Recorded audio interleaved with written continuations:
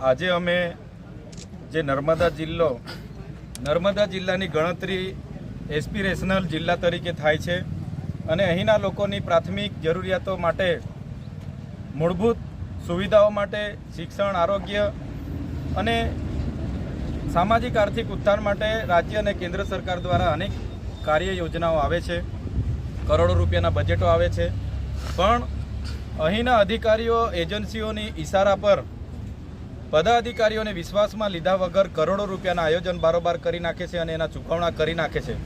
એના વિરોધમાં અમે કલેક્ટર શ્રી નર્મદાને આવેદનપત્ર આપવા માટે જઈ રહ્યા હતા.